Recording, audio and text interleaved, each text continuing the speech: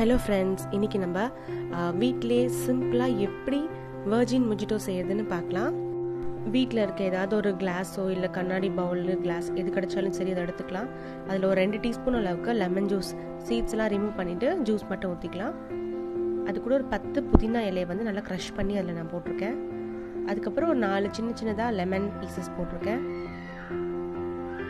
இப்போ இது எல்லாத்தையும் நம்ம ஏதாவது ஒரு மத்து இல்லை ஏதோ ஒரு ஸ்பூன்ஸ் ஏதோ வச்சு நல்லா க்ரஷ் பண்ணி விட்டுக்கலாம். நல்லா அந்த புதினா இலையெல்லாம் நல்லா வந்து க்ரஷ் ஆகணும், அதோட ஃப்ளேவர் அதில் இறங்குற மாதிரி பண்ணிக்கலாம். நான் இன்றைக்கி ஸ்வீட்னஸ்க்கு வந்து சுகரை வந்து கொஞ்சமாக தண்ணியில் டைல்யூட் பண்ணி ஆட் பண்ணுறேன்.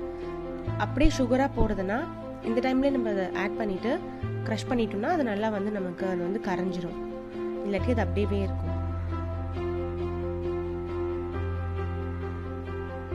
இந்த மாதிரி நல்லா க்ரஷ் பண்ணி விட்டுக்கலாம். டைரெக்டாக கண்ணாடி பவுல்லே பண்ணுறதுனால நான் கொஞ்சம் மெதுவாக பண்ணுறேன். ஸோ இப்போ ரெடி ஆகிடுச்சு. இதில் வந்து நான் இப்போது டைல்யூட் பண்ணியிருக்க சுகர் ஆட் பண்ண போகிறேன். ஒரு 4 டேபிள் ஸ்பூன் அளவுக்கு சுகர் நமக்கு தேவைப்படும் கண்டிப்பாக. அது கூட வந்து நம்ம வீட்டில் இருக்க ஐஸ் க்யூப்ஸ் போட்டுக்கலாம். ஐஸ் க்யூப்ஸ் வந்து இந்த ஜாரில் வந்து ஒரு 1/3 அளவுக்கு நம்ம ஆட் பண்ணிக்கலாம்.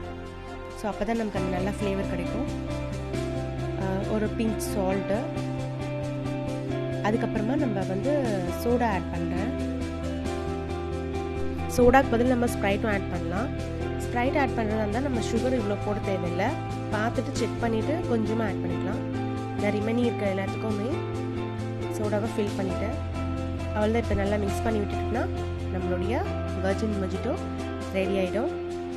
வீட்லேயே ஈஸியாக செய்யலாம், ட்ரை பண்ணி பாருங்கள். என்னோட வீடியோஸ் உங்களுக்கு பிடிச்சிருந்தா லைக் பண்ணுங்கள், ஷேர் பண்ணுங்கள், சென்ஷன் சேனலை சப்ஸ்கிரைப் பண்ணுங்கள். தேங்க்யூ.